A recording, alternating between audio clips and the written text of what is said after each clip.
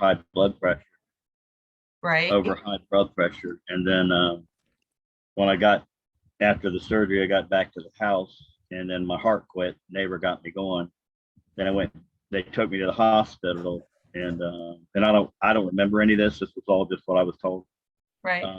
But I do remember being in the hospital, waking up. My dad was on my right, and I looked at him and said, "Dad, I'm hungry." "No, I'm thirsty."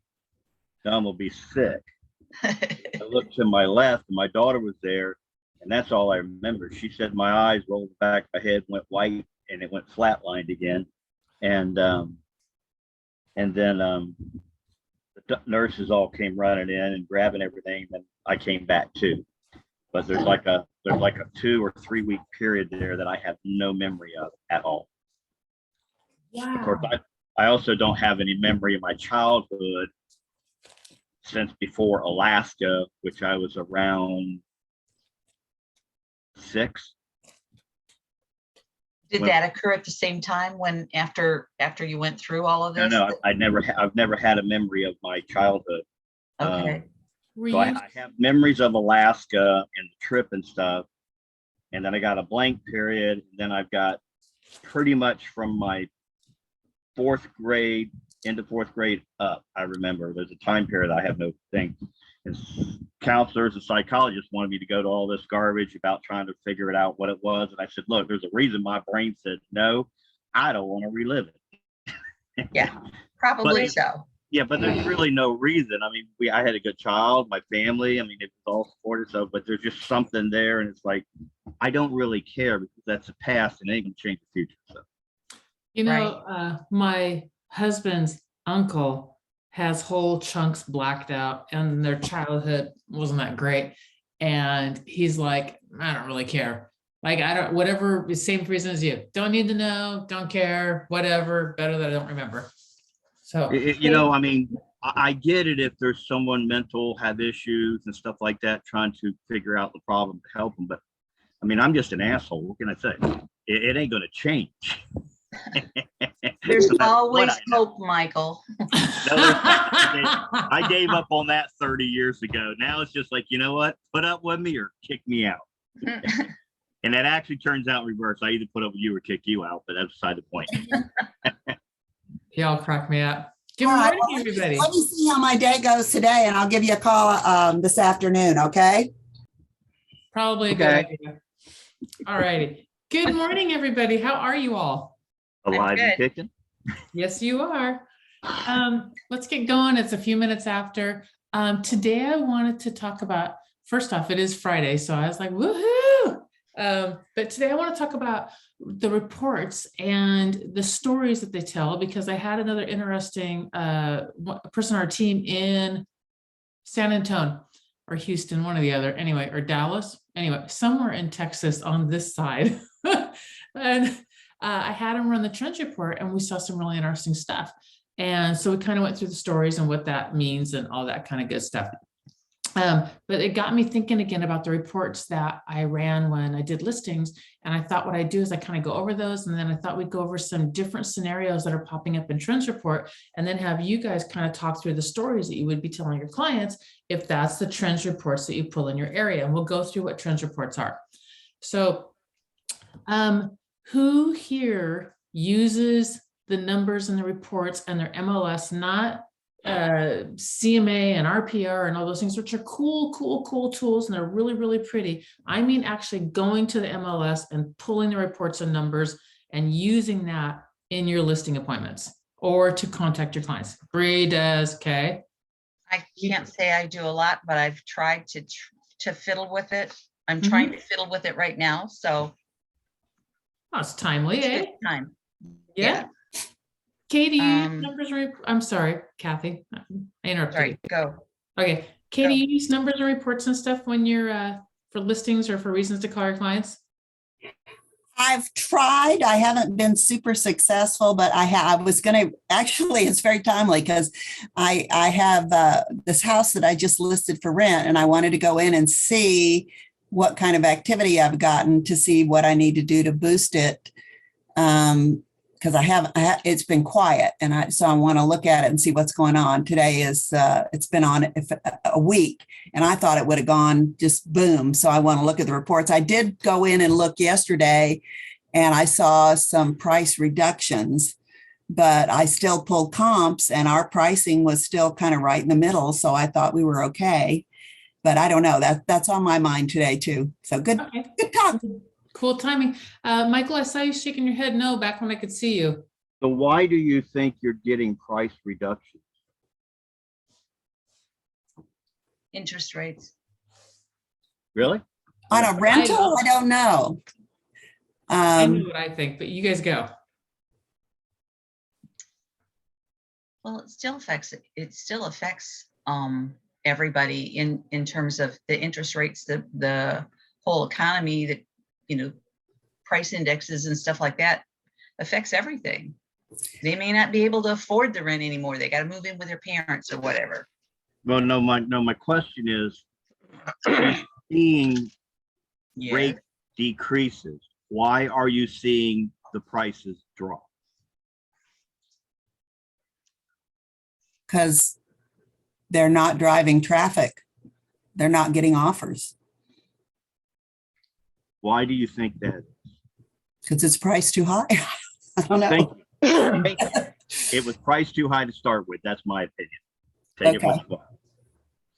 Perfect. So yeah, I agree with that also. There's basically, it's always price. It's always price. Minus if people put in the listing as it's a 4-bedroom or a 5-bedroom, and they put it in as a 3, or they mark the wrong school district or some other feature that is a very common feature that buyers are searching by, and you botch that completely. If you don't put in that's a 55 and older community, or you do and it's not, and vice versa. I mean, there's certain key things that people are gonna, if you put in 1 bathroom and it's got 3, you know, minus gross errors, it's price. It's just price. It's always price. It's always price. Okay, so let's go through some reports. So I'm going to tell you the names of the reports. I'll tell them what I call them, and then we're wow. All right, we're gonna kind of go through what they are, and then some different trend scenarios and the stories that you would tell off of those different trends. What I call a trends report. So the reports that I call them. And this is not what they're going to be called in your MLS. You'll actually have to go into your MLS and find it, but we'll walk through each one and then what they are and what you're looking for in your MLS. Once you find it, save it or name it or write down what it's called or whatever, because I don't know about you, but every MLS I've seen, there's like, you know, this many reports, and I only want to run these 3 or 5 or 7 or whatever. And the rest of them are, you know, they're cool, but I don't use them. So I do a standard CMA, so toss that one aside because most people know how that works and you know how you do that. My main point on that one, if I was going to do anything, would be to think like a buyer. And what I mean to think like a buyer is if people in your area typically look at a school district, or if there's zip code, or if there's one main industry and everyone looks kind of close to that industry, then I'm going to kind of pull ranges that match up with that. And then the rest of these reports, what I love about reports and numbers is you can make them say whatever you want them to say. So I will tweak with stuff to get the story that needs to happen, but I don't do it falsely. And what I mean is if I'm running a pure radius report from a pinpoint, I might pull that radius out a tiny bit or in a tiny bit because I might be getting some garbage on the perimeter or not enough. So I might do it, but I won't pull, if I'm pulling a radius, I won't pull a radius and then zigzag out just this because, and this one over here and that one over there, because I don't like them. I'm like, I don't think that that's very realistic, but I will manipulate it to a degree. Okay, so reports I run, I'll go through the titles and a brief thing, and then we'll dive into them. I do CMA. I do a report I call a positioning report. That positioning report is active and absorption rates. And again, we'll go into more detail on those. So that's what I call a positioning report. It's active listings and absorption rate. There's an intel report. It's just pendings. That's all it is. And I'll tell you how I use that. And then I'm curious also if we have time to kind of go through you guys and what you guys did. Opportunity report.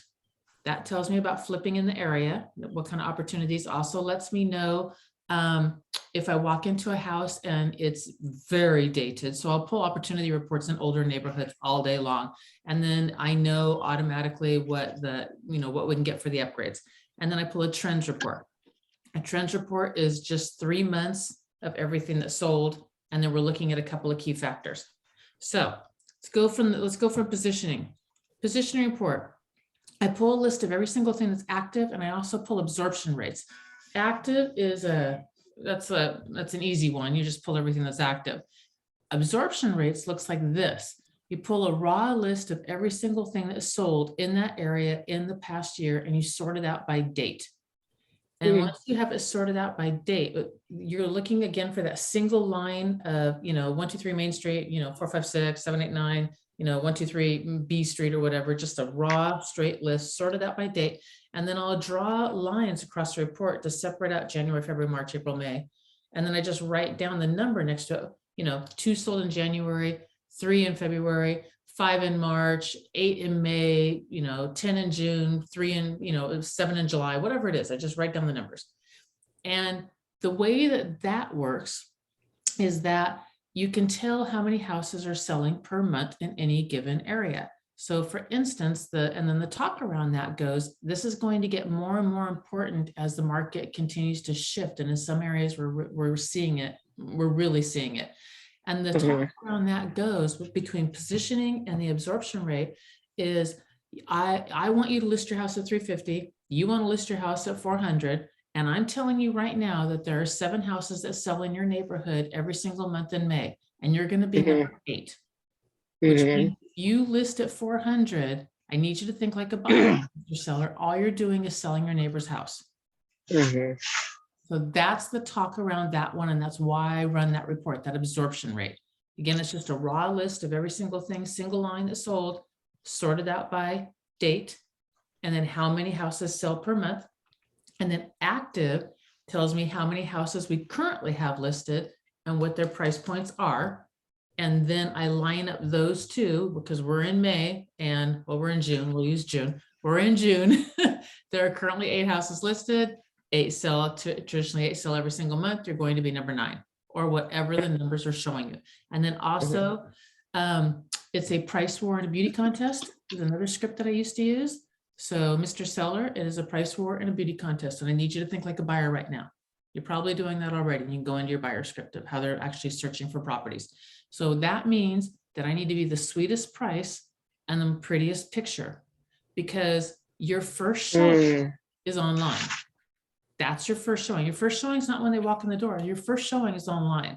And if that first picture does not grab you and sparkle and shine, if the outside of the house is butt ugly, then take a picture of either the living room or the kitchen. You can get away with either one of those. Sometimes the view, if it's a view, but if you cannot make the outside of that house shine and look really pretty, then you need to get a picture that's going to grab my attention and make me go click through the rest of them. Okay, so that's how active and absorption rate goes, are how you use those. And I call that a positioning report. And that's what I titled my whole CMA that I said I would not do, is I just titled it a property positioning report. And that was the last thing that we kind of went through and showed. Gina, when you talk about absorption rate, is there a mathematical formula for that? I always thought it was like number had something to do with days on the market and the number that sold over a given period of time. It does. It does. I use this to do easy math to show it. What it really is how many months of inventory you have on the market. So when it gets really bad, let's say 8 houses sell a month on average in this area, and I currently have 24 on market right now.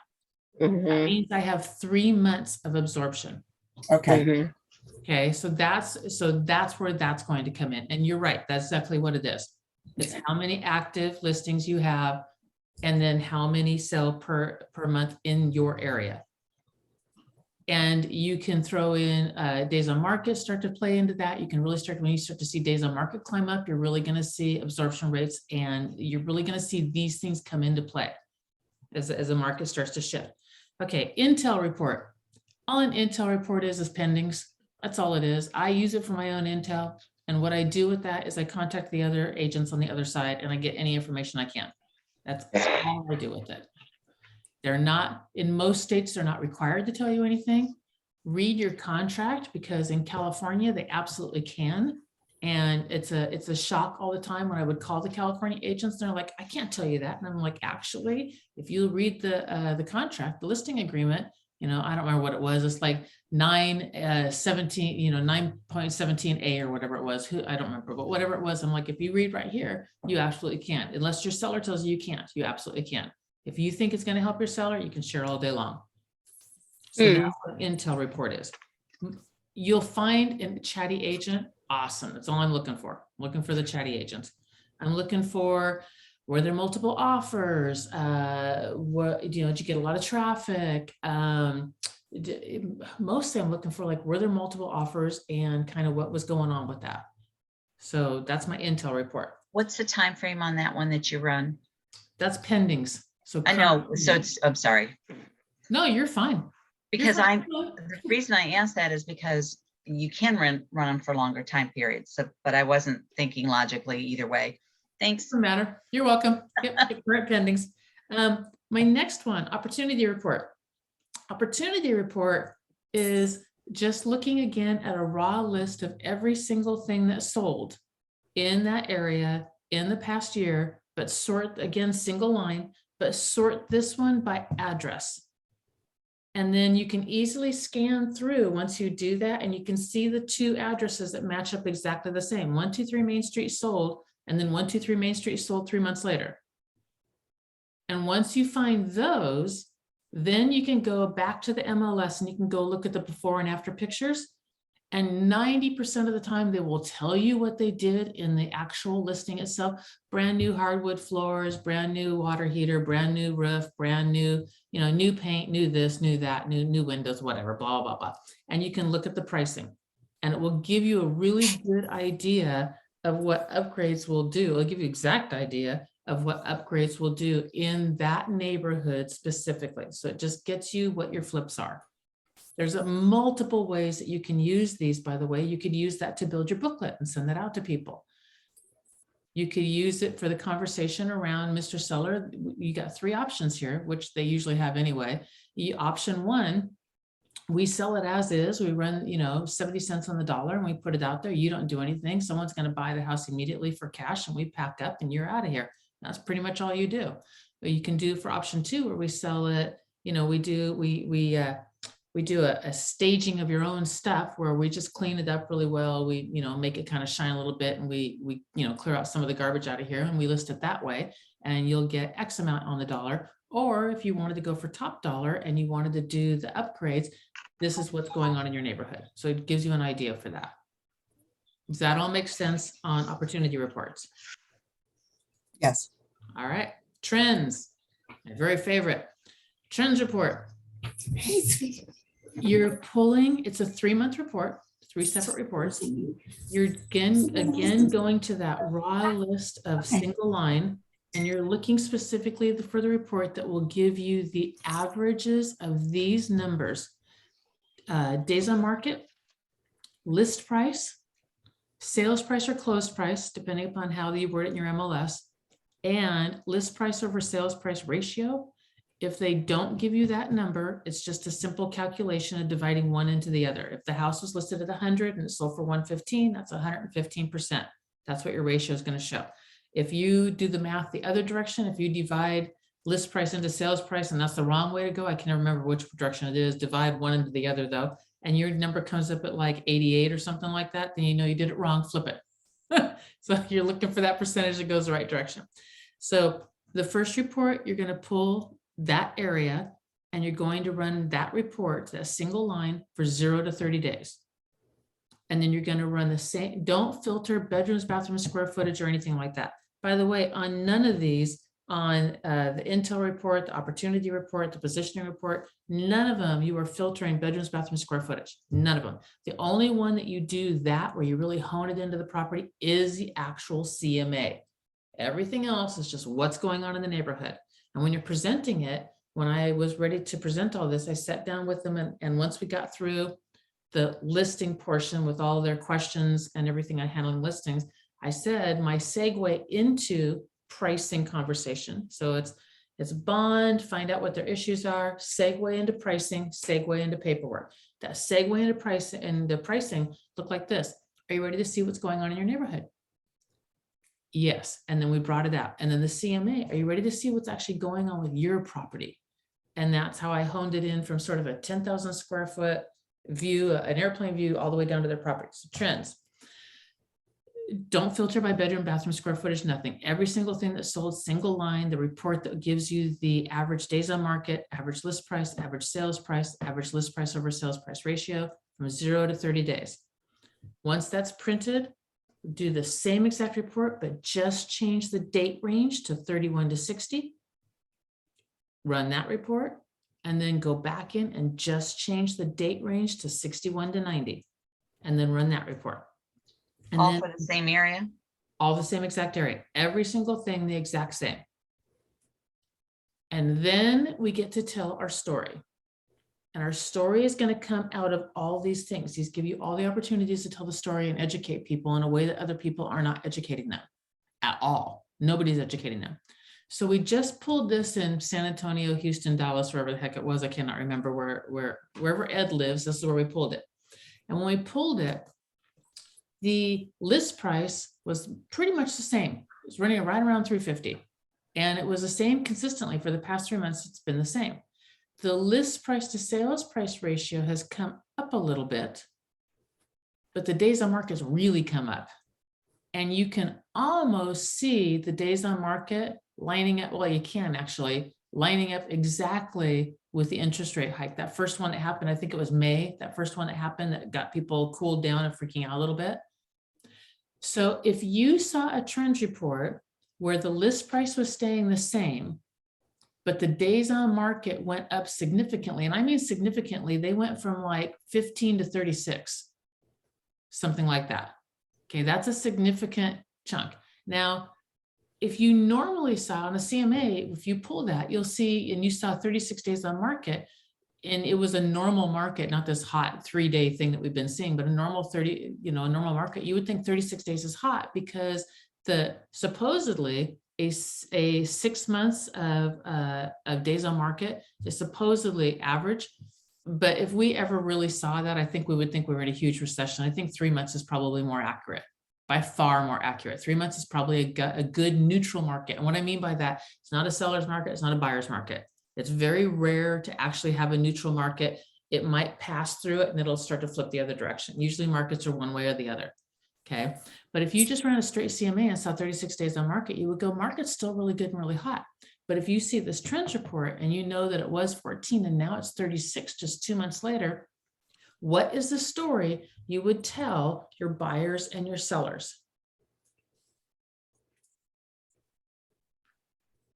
This is your turn. Well, I would want to find out what they want, how quickly they need to sell. And if they want to sell quickly, then yeah, they need to price it so that it will go quickly. And if they have the time and luxury to kind of wait it out to hopefully get that higher offer, then they need to be aware that it's going to take X amount of time in the current condition. And that if something changes, we may still need to drop price. Basically. Cool. What else would you guys tell not on your listing appointments and or making phone calls to buyers or sellers, your clients, as you're reaching out every single month to call them, or however often you reach out?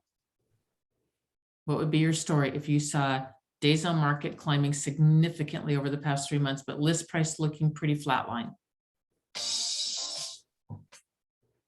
I mean, I would basically tell them that, we're seeing some changes in the market. I want to give you an update on what we're seeing and let you know, what the options are and what the consequences of the choices are. We can stay the same and, it's likely going to take more time to sell your property. We can reduce the price based upon what I'm seeing. It would be X. this is your choice. I think that would help us sell it quicker. Or we can sit and wait it out. Okay. All right. If you were going to be calling and reaching out to your clients and it's not a listing appointment or anything, what, oh my gosh, phone. What would be some talks around potential clients that have been kind of waiting to list or waiting to buy? Waiting to buy it might be an opportunity because it's sitting longer.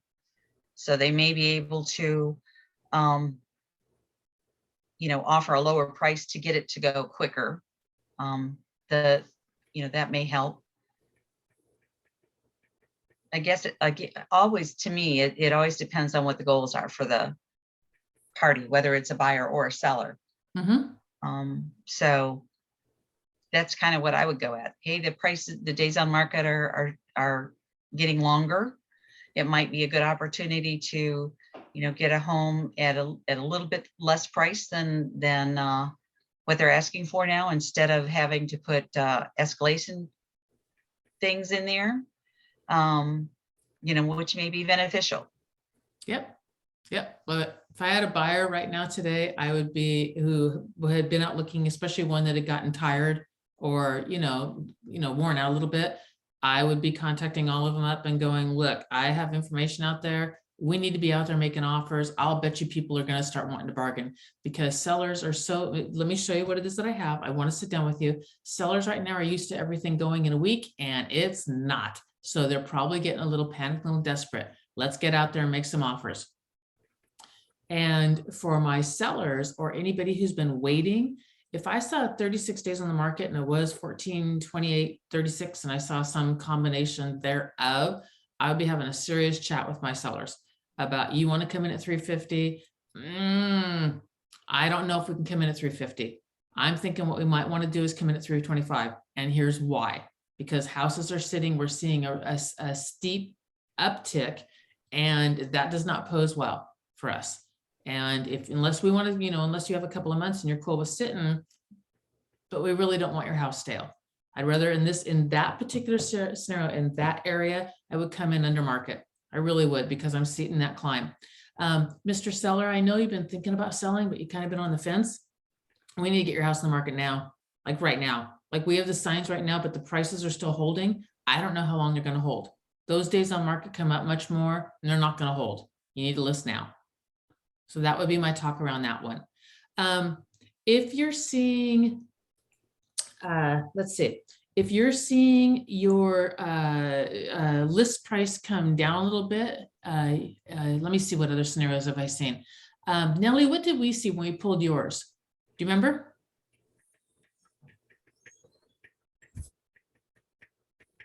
You remember, Sudie? Yeah, I think it was all good. There wasn't going down or up. It was all still hot. Yeah, exactly. So if I saw still hot, where I saw days on market still nice and tight, list price, I think we saw list price staying the same, sales price coming up, but days on market staying hot all the way through. I think that's what we saw, but I'm trying to remember. There was less bargaining. What I mean bargaining, as in they weren't Yes. raising the prices. They were selling us what they were listing.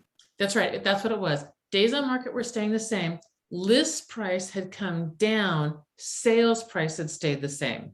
Mm-hmm. So that list price over sales price ratio was running really high, had come right down to about 100%. That's what I think that's what we saw when we did yours. It was And, all, yeah.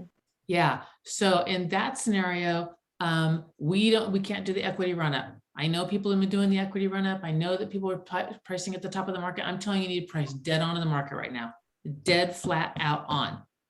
And again, you need to be doing it now. We're seeing it weaken in other areas. We're still hot here. I remember when in 2007, when it came down, we really watched everything in the Sacramento. I lived in Washington State. We watched Sacramento and we watched Vegas and Phoenix, because those three areas got hit first in our area, and they got hit really bad. I do not know what got hit out here on the East Coast, but I know on the West Coast, it was those three cities. And the actual people were saying, what won't happen here? It's just those three cities. And they have their own reasons that happened. Vegas tried to go for the family friendly thing and it did not work. Vegas is not family friendly. Vegas is Vegas is Vegas. Phoenix, when it hit, the builders, all the new construction said, we live in the Sun Belt, everybody's moving here, we're going to keep on building. And they built through the first couple of years of the recession. And that's why they got hit so bad. Sacramento, I'm not really sure. I think Sacramento was the lending practices that were going on there. And that's what crashed so bad there. And they had a huge run up on their prices.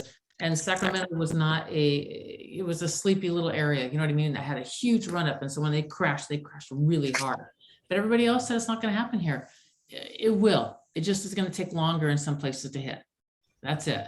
You know, it'll come. It'll just take longer. So, all right. So run those. If you have any, morning, Barry. If you have, Hi, Gina. hi, darling. If you have any, like you're looking at the trends report and you're not knowing, like, I don't know what the story is and you want to go through the story, by all means, call me up and we'll figure out what the story is in your area. Okay, so I'll help you with that. Is this helpful? Yes. Yeah. Awesome. Awesome. Cool beans. Okay, Barry, I'll send you the recording, sweetie. You came in at the very tail end. I couldn't find you. I tried, anyway.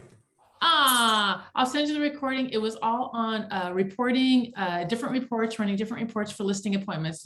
You'll like it. It's good stuff. Okay. I would just say that anyway, but you know.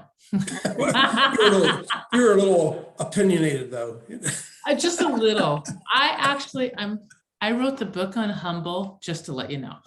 I read that. It was very good. It was good. Yeah, everybody says so.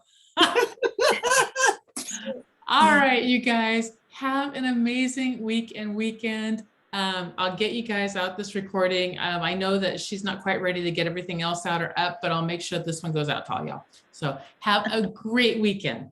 You too. Thank you. Same to you. You're welcome. Bye, y'all. Bye.